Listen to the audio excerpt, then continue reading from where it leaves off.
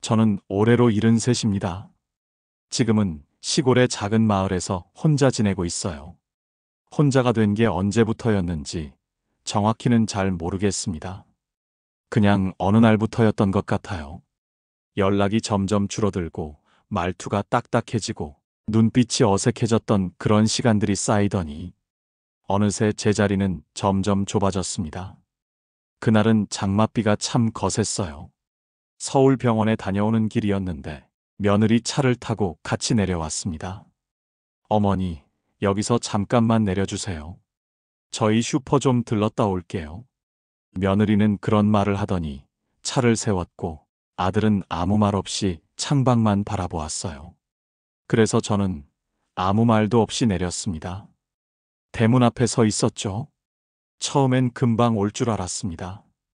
하지만 비는 점점 세지고 우산도 없던 저는 어깨며 무릎까지 다 젖어갔어요.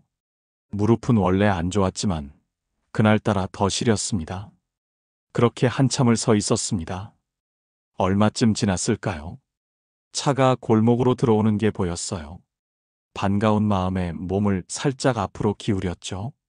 그 순간 며느리가 먼저 내렸습니다. 우산 하나를 펴더니 아들과 함께 쓰고 천천히 걸어왔어요. 제 앞에서 멈칫하더니 그냥 안으로 들어가 버렸습니다. 그때 느꼈어요. 이제 나는 이 집의 손님이구나. 작은 몸으로 비를 맞고 서 있는 제 자신이 참 작고 무력하게 느껴졌습니다. 한마디 말도 안 나왔어요.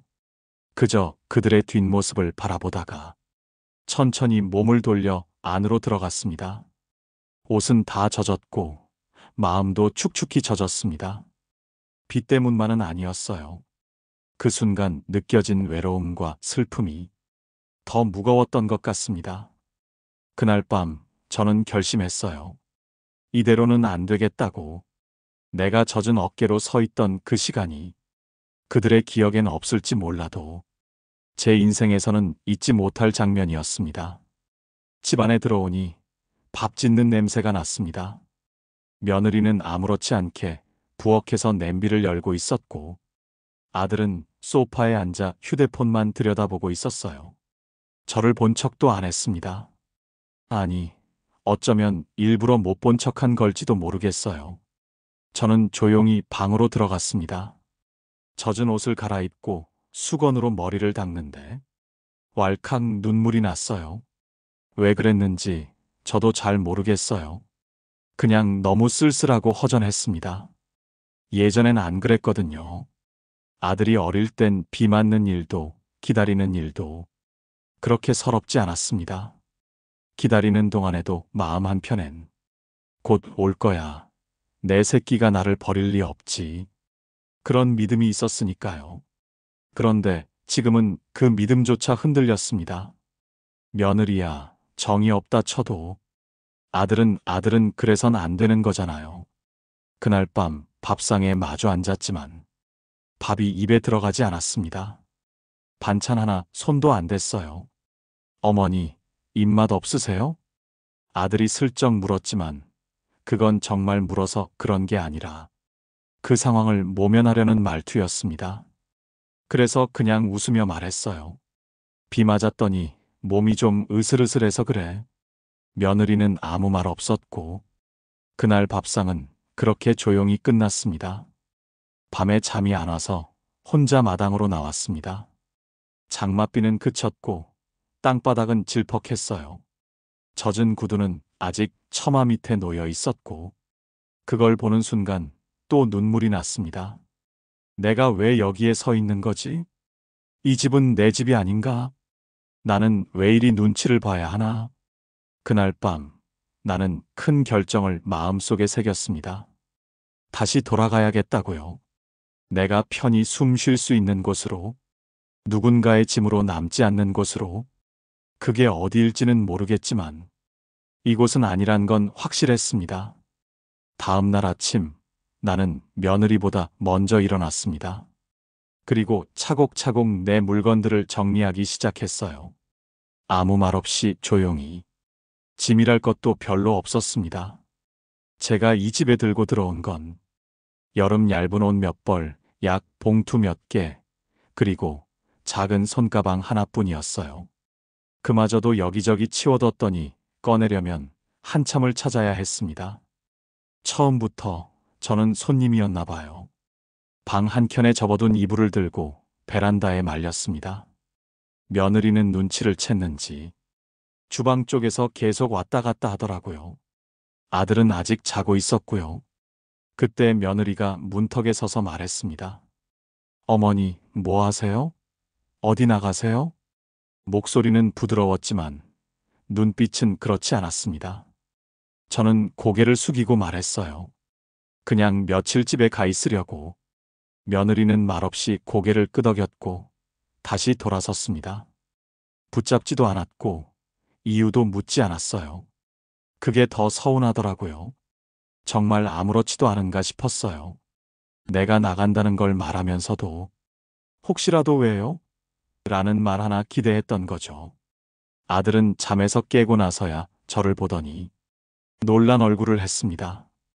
엄마, 어디 가세요? 나는 짐을 챙기며 말했어요. 그냥 집에 좀 가 있을게. 시골집도 비 맞았을 텐데 손볼 때도 있고. 그 말에 아들은 잠시 말이 없었습니다. 뭐라고 잡을까 망설이는 눈치였어요. 하지만 결국엔 그냥 말하더라고요. 그러세요. 가서 푹 쉬세요, 엄마. 그 말이 그렇게 아프게 들릴 줄은 몰랐습니다. 차마 그에게 서운하다는 말을 꺼낼 수 없었어요. 왜냐하면 아들이란 존재는 나에게 아직도 불쌍한 내 새끼였거든요. 나는 대문을 나섰습니다. 장맛비에 물고랑은 질퍽했고 구두는 다시 젖기 시작했어요. 하지만 그날은 기분이 달랐습니다. 내가 나를 데리고 나간다는 느낌, 누구한테도 미안해하지 않아도 된다는 생각. 버스 정류장까지는 걸어서 15분 정도였어요. 가는 동안 나는 계속 이게 맞는 선택일까? 되뇌었지만 걸음을 멈추지는 않았습니다. 버스를 타고 창밖을 보는데 마을 입구 간판이 보였어요. 이 길을 지나면 이제 다시 시골로 돌아가는 거구나. 뭔가 놓고 가는 것 같기도 하고 오히려 되찾는 느낌도 들었습니다. 그때 알았어요. 나한테 집은 사람들의 환대가 있는 곳이지 벽이 있는 곳이 아니라는 걸요. 버스는 덜컹거리며 시골길을 달렸습니다. 창밖에는 누렇게 물든 논이 펼쳐졌고 군데군데 빗물이 고인 밭두렁이 보였어요. 마을 입구에 도착하자 기사님이 제게 말을 걸었습니다. 어르신, 여기서 내리세요? 네, 여기 맞아요. 짐도 별로 없어서 손가방 하나 들고 조심히 버스에서 내렸습니다. 빗방울은 다시금 흩뿌리기 시작했지만 이상하게 마음은 가벼웠습니다. 집까지는 도보로 10분 거리였어요. 익숙한 골목, 오래된 이웃집 담벼락, 그리고 조금씩 흘러내린 흙길까지 모든 게 낡고 조용했지만 그게 좋았습니다. 대문 앞에 서서 잠시 멈췄습니다. 다녀왔습니다. 누가 듣는 사람도 없는데 그 말이 절로 나왔어요. 열쇠를 꺼내 문을 열자 약간의 퀴퀴한 냄새가 났습니다. 며칠 비를 맞은 흙냄새였죠. 거실 불을 켜고 천천히 안을 둘러보았습니다.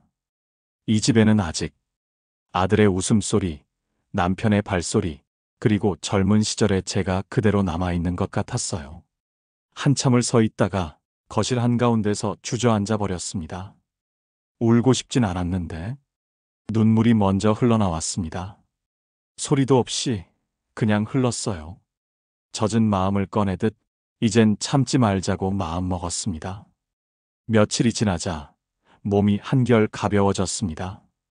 아무것도 하지 않아도 괜찮았어요. 혼자 밥을 해먹고 마당에 풀을 뽑고 이웃 아주머니랑 된장찌개도 나눠 먹고 그렇게 조용히 제 삶이 다시 제자리에 돌아온 기분이었습니다. 물론 아들 생각이 안 나는 건 아니었어요.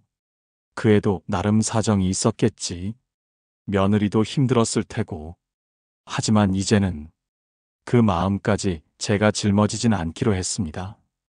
이젠 저도 저 자신을 돌봐야 할 나이라는 걸 이제야 알게 된 거죠. 그날 이후 제 삶에는 조금씩 평온이라는 게 스며들기 시작했습니다.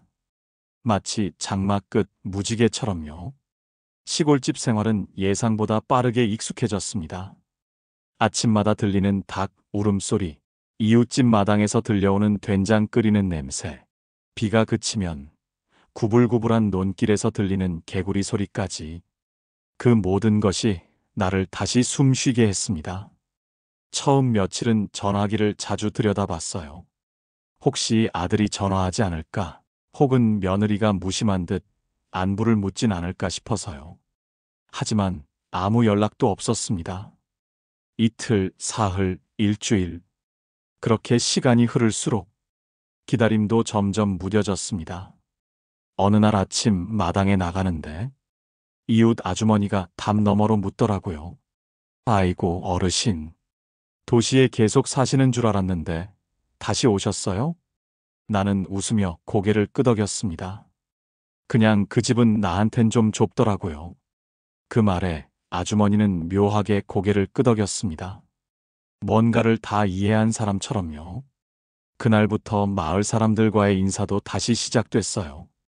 장에 같이 가자고 부르는 사람도 있었고, 텃밭에 뭐 심었는지 궁금해하는 이도 있었죠. 살다 보면 마음 줄 사람은 뜻밖의 곳에 있다는 걸 그제야 알게 됐습니다. 그러다 문득문득 아들과의 지난 날이 떠오르기도 했습니다. 어릴 땐 그렇게 품에 안기더니 지금은 눈도 제대로 마주치지 않죠. 그래도 원망은 하지 않으려고 했어요. 그애도 누군가의 남편이고 한 가정의 가장으로 살아가려면 내게 미안할 시간도 없겠지 싶었습니다. 저녁이면 작은 텔레비전 볼륨 줄이고 식탁에 혼자 앉아 밥을 먹었습니다. 차는 단출했지만 입맛은 오히려 그때가 더 좋았어요. 먹고 싶은 거 아무거나 하고 누구 눈치도 보지 않으니까요. 혼자라는 게 이렇게 평온할 수 있다는 걸 처음 알았어요. 세상이 내게 등을 돌린 게 아니라 내가 너무 오래 그들에게 등을 기대고 있었던 거였다는 것도요. 이렇게 살아도 괜찮겠구나. 이제는 그런 생각이 들기 시작했습니다. 시골에 내려온 지 어느덧 한 달이 지나가고 있었습니다. 계절도 장마에서 슬그머니 여름으로 넘어가고 있었고, 마당 귀퉁이 고추나무도 제법 실하게 자라나기 시작했어요. 어느 날 우체통을 열었는데 편지 한 통이 들어 있었습니다. 요즘 누가 편지를 보내나 싶어 의아했죠. 봉투를 열어보니 아들이 보낸 손편지였습니다. 처음 보는 필체였어요. 컴퓨터 자판만 치던 애가 이렇게 삐뚤빼뚤한 글씨를 써보냈다는 게 괜히 마음을 찡하게 했습니다. 편지에는 이렇게 적혀 있었어요. 엄마, 그날 비 맞으셨던 모습이 자꾸 생각나요. 그땐 왜 그리 바보같이 행동했는지 모르겠어요. 말은 못했지만 미안했어요. 며느리도 요즘 힘들어하고 있어요. 엄마께서 너무 조용히 떠나셔서 저도 많이 놀랐어요. 가끔 전화드리고 싶었는데 괜히 죄송해서 못 걸었어요. 엄마 괜찮으시면 조만간 저 혼자 찾아가도 될까요? 그 짧은 편지를 읽는데 참 오래 걸렸습니다. 한 줄 읽고는 멈추고 또 눈을 비비고 가슴이 먹먹해져서 펜을 들고 답장을 썼어요. 오려면 오너라. 혼자 오는 게 좋겠다. 괜한 말싸움은 피하고 싶다. 나는 괜찮다. 근데 네 마음이 괜찮은지는 모르겠구나. 편지를 붙이고 나서야 마음 한켠에 있던 응어리가 조금은 풀리는 느낌이 들었습니다. 며칠 후 아들이 혼자 차를 몰고 마을로 왔어요. 대문 앞에 서 있는 모습이 어릴 적 학교 갔다 오던 모습 그대로였어요. 작고 여린 어깨, 눈치를 보는 눈동자, 그 아이는 여전히 제 아들이었어요. 엄마 저 왔어요. 나는 그 말 한마디에 말없이 아들을 안아줬습니다. 말보다 더 많은 것이 그 순간 오갔던 것 같아요. 아들을 안고 나니 참 오래 참고 있었구나 싶었습니다. 서로 말은 안 했지만 그날 이후 쌓였던 거리, 쌓였던 마음의 벽이 그 짧은 포옹 하나로 조금은 내려앉은 느낌이었어요. 나는 조용히 밥상을 차렸습니다. 된장찌개에 고등어 한 토막, 묵은 김치만 얹은 소박한 밥상이었지만 아들은 말없이 잘 먹더군요. 엄마 밥, 진짜 오랜만에 먹는 것 같아요. 그 말을 들으니 괜히 코끝이 시큰했어요. 나는 말없이 밥만 뜨고 있었는데 아들이 수저를 내려놓고 말했죠. 엄마, 그날 비 맞고 계신 거 보면서 저도 너무 미안했어요. 근데 그게 그 순간엔 어떻게 해야 할지 모르겠더라고요. 며느리 눈치도 보이고 괜히 말 꺼냈다 더 어색해질까봐 그냥 피했어요. 그러지 말았어야 했는데 나는 그 말을 들으며 고개를 천천히 끄덕였어요. 이해는 됐어요. 하지만 이해한다고 해서 상처가 안 남는 건 아니죠. 그래도 말해줘서 고맙다고 그 말 한마디는 꼭 하고 싶었습니다. 너 그 말 해줘서 고맙다. 그날 진짜 많이 서러웠거든. 내가 안아줬으면 좋겠다는 생각까지 했었어. 그럼 아마 아무 일도 없었던 듯 넘어갔을 거다. 아들은 고개를 푹 숙였습니다. 그리고 잠시 침묵이 흐른 뒤 아들이 말했어요. 엄마, 저 며느리랑 좀 요즘 사이가 많이 안 좋아요. 다 엄마 탓은 아니에요. 그냥 저희도 서로 지치고 있는 것 같아요. 그 말을 듣는 순간 조금은 안쓰럽기도 하고 한편으론 걱정도 됐습니다. 그렇지만 이제는 내가 거기까지 끼어들 일은 아니라는 생각이 들었어요. 내 인생도 버거운 걸 그 애들 인생까지 짊어질 수는 없잖아요. 그래서 나는 말했죠. 그건 너희가 알아서 해라. 나는 이제 너희 일에 깊이 끼지 않을 거야. 서운하지 말고 이게 내가 너희한테 해줄 수 있는 최선이야. 그 말을 들은 아들이 말없이 고개를 끄덕였어요.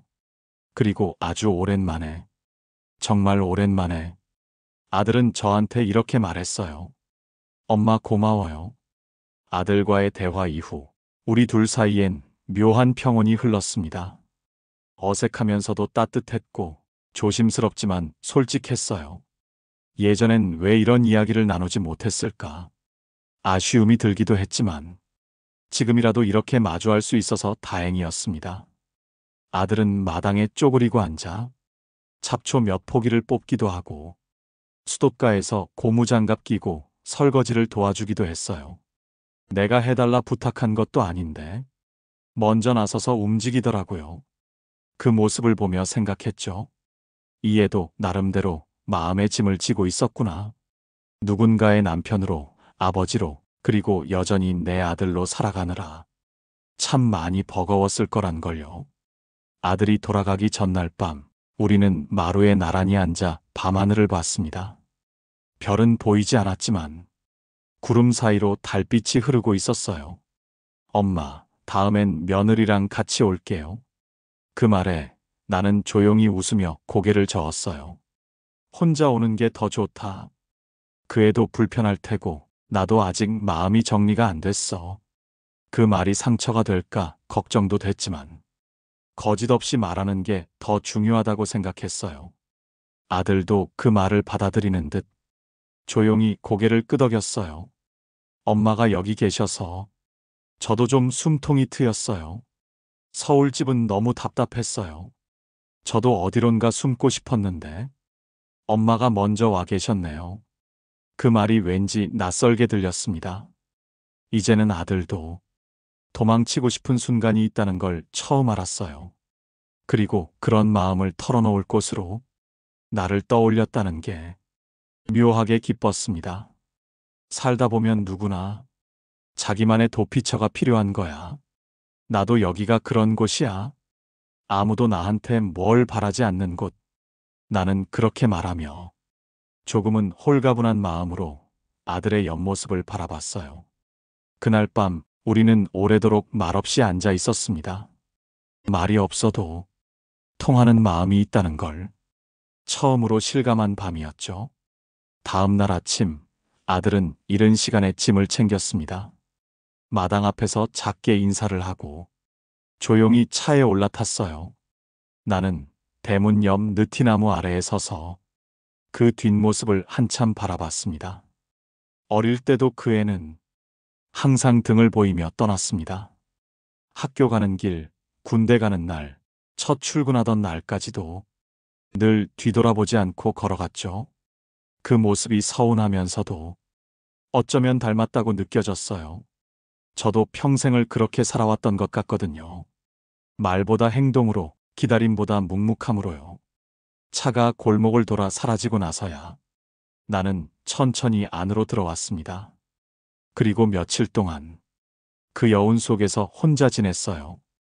아들이 다녀간 뒤 집 안 곳곳에 그 흔적이 남아 있었어요.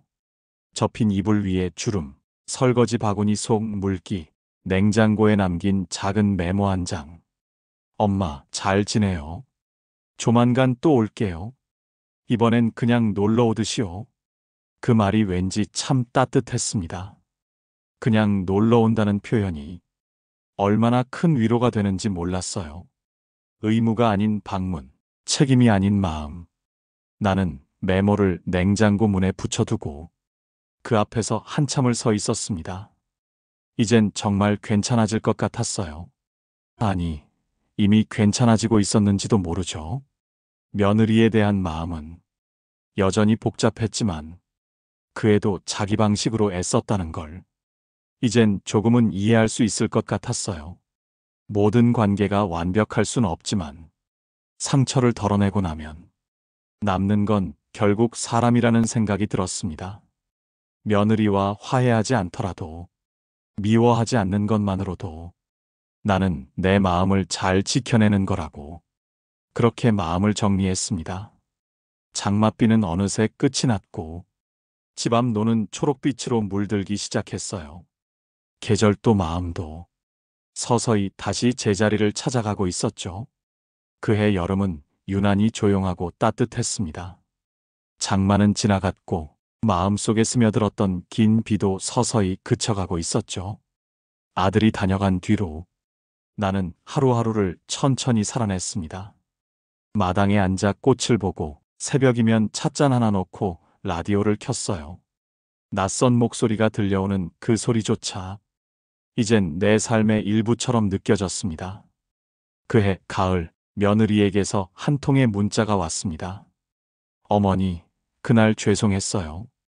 비 맞고 계신 어머니 모습이 자꾸 마음에 걸려요. 간단한 문장이었지만 그 속에는 분명 진심이 묻어 있었습니다. 나는 답장을 보내지 않았습니다. 하지만 마음속으로는 그 애를 조금 놓아주기로 했어요.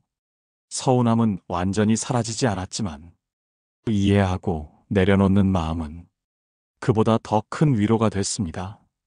어느 날 오후 시골집 대문 앞에 작은 택배 상자가 하나 놓여 있었어요. 열어보니 작은 화분 2개와 어머니께서 좋아하셨던 국화입니다라는 메모가 들어 있었죠. 보낸 사람은 며느리였습니다. 나는 그 화분을 마당 가장 해가 잘 드는 자리에 놓았습니다. 하나는 나를 위한 것, 하나는 그들을 위한 것. 그렇게 조용히 놓고 하루에 한 번씩 물을 주며 중얼거렸습니다. 괜찮아질 거야. 이렇게라도 서로 닿았으니까. 시간은 빠르게 흘렀고 나는 여전히 이 집에 있습니다. 누구에게도 기대지 않고 무엇 하나 욕심내지 않고 내 삶의 속도로 하루를 살아가고 있어요. 가끔 아들이 찾아오고 어쩌다 손주가 영상통화를 걸어오면 나는 환하게 웃습니다. 그 웃음이 내가 아직 살아있다는 증거니까요. 이젠 누군가에게 섭섭했던 시간보다 내가 견뎌낸 시간이 더 자랑스럽습니다. 그래서 말할 수 있어요. 비 맞은 날도 있었지만 그 비 덕분에 꽃이 피기도 했다고요. 인생이란 때로는 폭우 속에 서 있는 어머니의 마음처럼 젖고 아프고 서러운 시간입니다. 하지만 그 마음을 알아주는 단 한 사람만 있어도 그 인생은 결코 허무하지 않습니다. 혹시 지금 누군가의 기다림을 모른 척하고 있진 않으신가요?